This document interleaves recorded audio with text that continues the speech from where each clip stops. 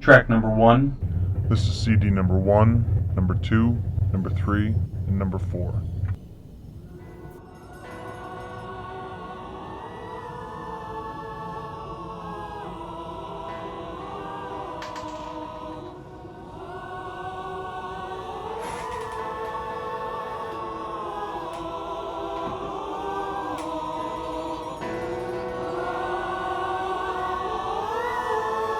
In 1997, the Flaming Lips put out the album Zaireeka, highly experimental album.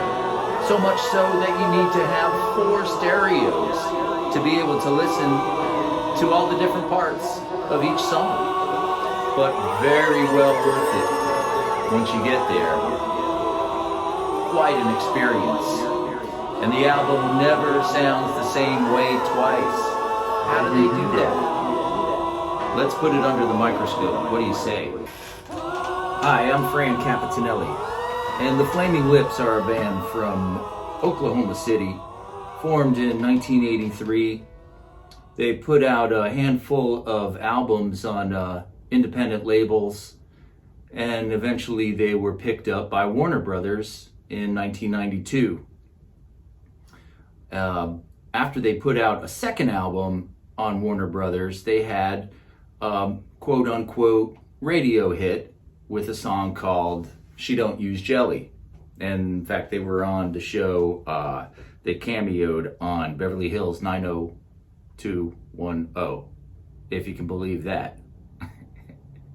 The next album, Clouds Taste Metallic, didn't have a radio hit on it, but it was a fantastic album. And after that, they lost their guitar player, Ronald Jones. So it left them as a 3-piece. waynecoyne, michaelivins, and stevendrozd.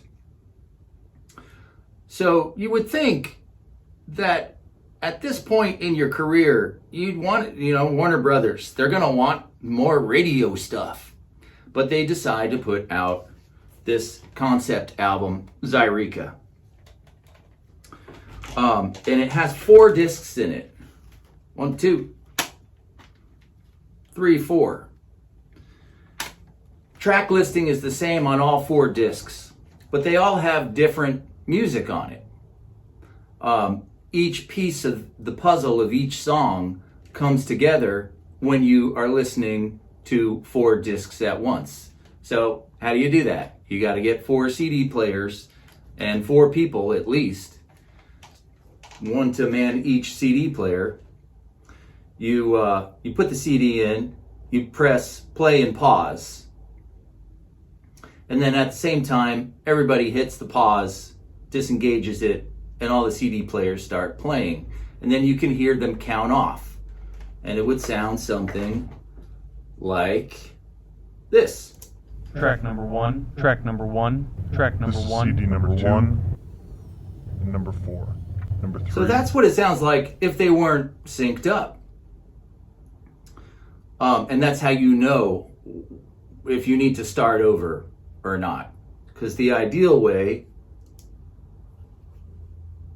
for it to sound would be something like this. Track number 1. This is CD number 1, number 2, number 3, and number 4. And then you would know you're synced up.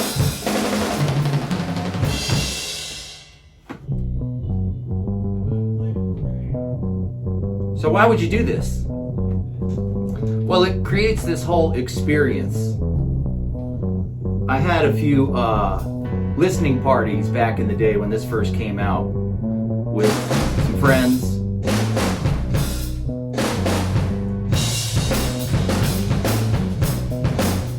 The album sounds great.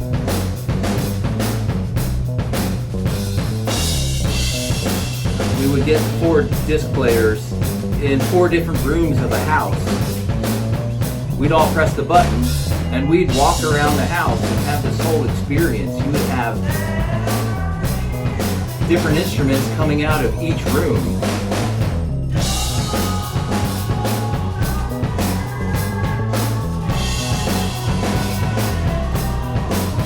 So this is the first song on the record. It's called okay, I'll admit that I really don't understand, which is the perfect title for a song, for an album like this. And it perfectly sets up the album because there's not a lot of lyrics on this song. You just kind of get used to this one mantra.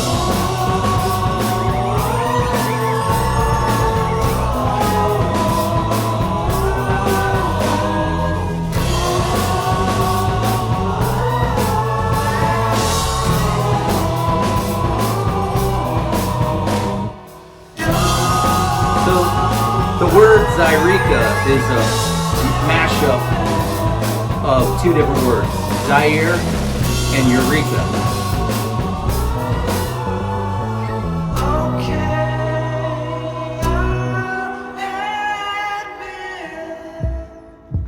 But the problem with CD players is that they don't all play at exactly the same speed. They're all a little bit off from each other. So as you get further into the song, the tracks start to become disaligned with each other. It gets this warble and echo. And it would be something more like this. I purposely put them out of sync with each other.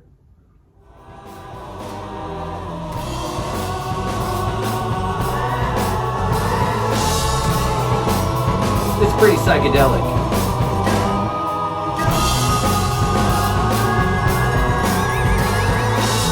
Flaming Lips, they have a lot of different components in their music.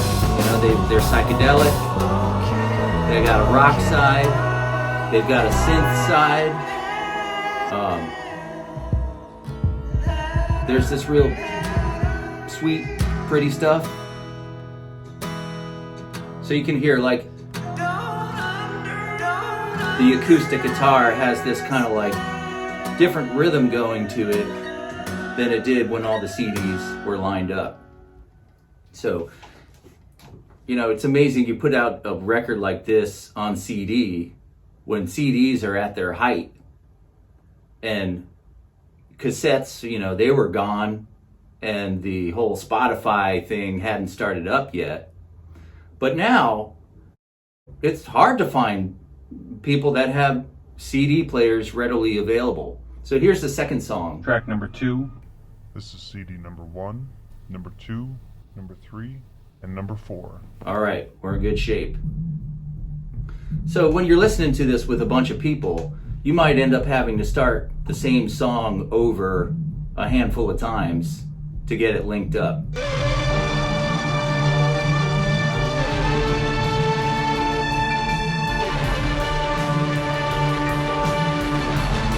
So I'm going to solo each track, each CD individually.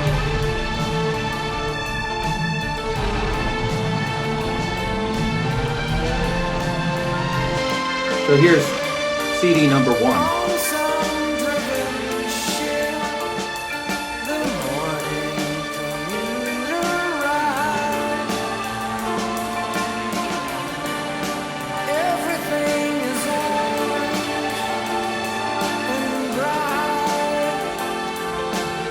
Here's number 2 with number 1.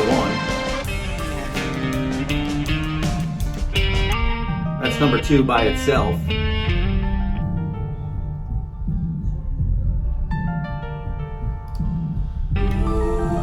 CD 3 and 2.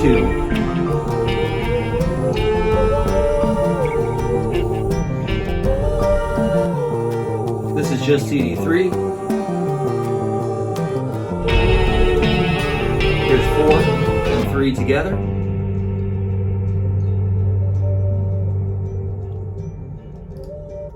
Four just by itself.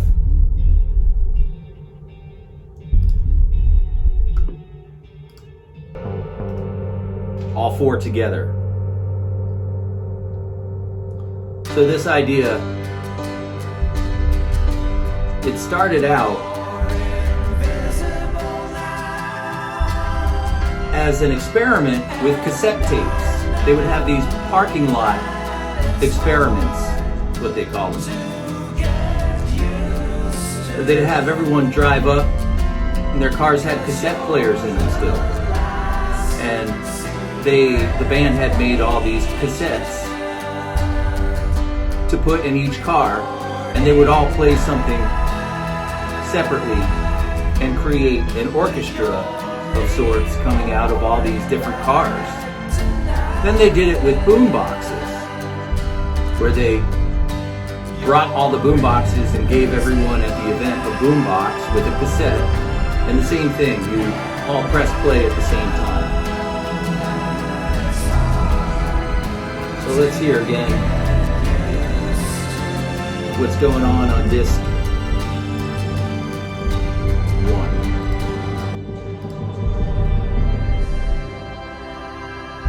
So it's almost like just like an ambient thing going on. Here's this too. Some more ambient stuff and subsonic drum sounds.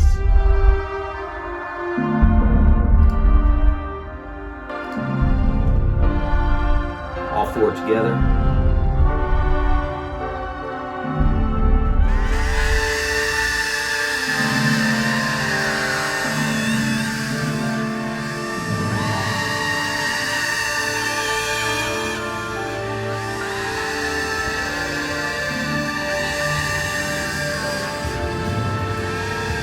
So right now, it's easy to line up because I'm lining it. I can see where it all starts, and I'm able to line it up in the computer a lot easier than you would on a CD player.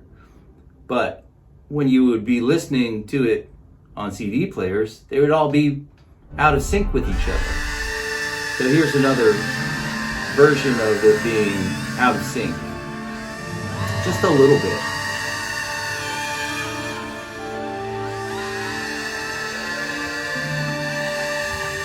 In fact, let's screw it up even more.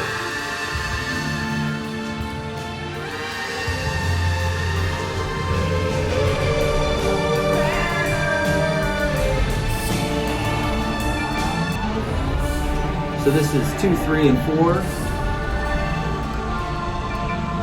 This is just 2 and 3. Just CD2.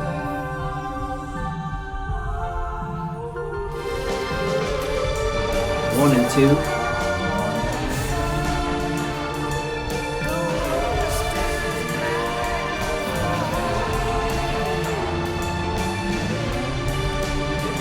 One, 2, and 3.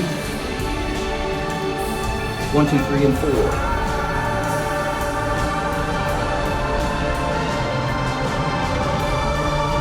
You can hear all these long, drawn-out vocal notes. They're being stretched in each direction. And it makes you feel like, You know, you're tripping.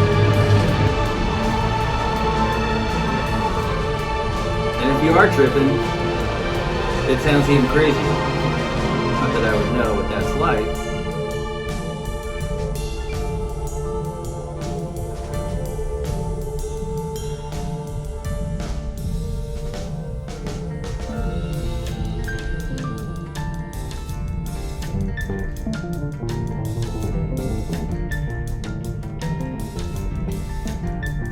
So every time I've listened to this with 4 disc players and 4 stereos, when I've been through listening to it, you want to hear it again immediately. And then there's not really anywhere else to go. If you try to put on another album, it just doesn't sound, it kind of leaves you hanging a little bit. I remember putting on Piper at the Gates of Dawn after this, thinking like, well, that's really psychedelic, so maybe it'll help us Calm down after this. but it was just kind of like, Didn't have what this has going on with, 8 speakers and all the people that are involved in doing it. So it's kind of, every time you listen to it, it's a group affair, except for right now.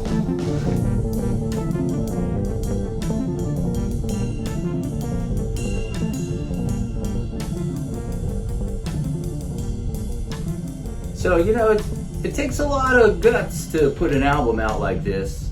And I don't even know how you convince a record label like Warner Brothers.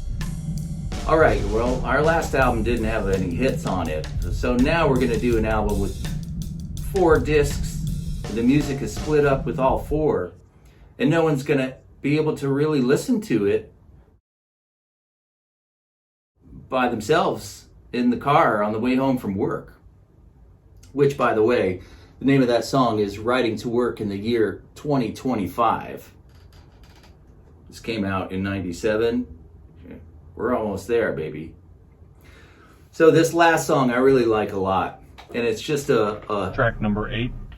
This is CD number 1, number 2, number 3. It's the last song on the record. And it's really just kind of a story that waynecoyne is telling at the beginning here. I think it's on CD 1. We have 3 dogs. that love to chew stuff up. So we're always getting them some toys and stuffed animals and stuff so they can destroy them. And usually whatever we get is shred to pieces within a couple of days. And one day I noticed that the stuffed animal that we'd gotten had had it for about a week and it had remained relatively unharmed. A little bit dirty, but it really didn't have any damage. So I was kind of watching them for the next couple of days, and I noticed that for some weird reason, this little stuffed animal, it seemed like they So all around liked this it for some story, weird reason. It was special to them. all the other discs No, are they playing didn't- Not only did they not chew it up, the song that they're going to kick it into. seemed like it was their baby, like they were some sort of.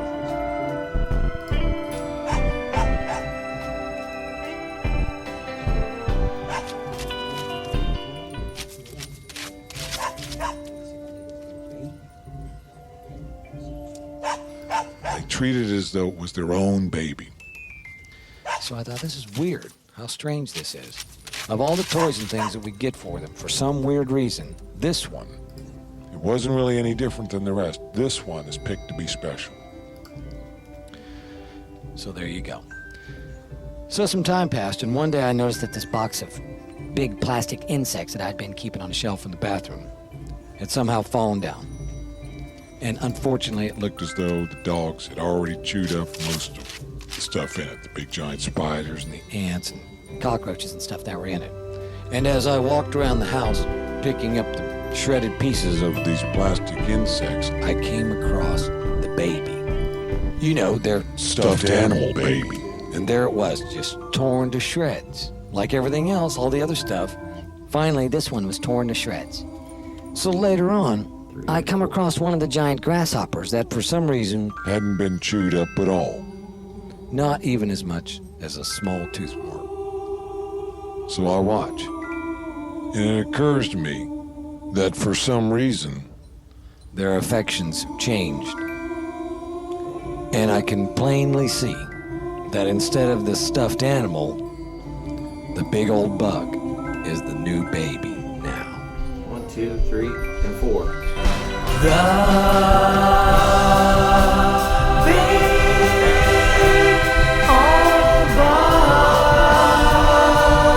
Yeah, I messed them up a little bit.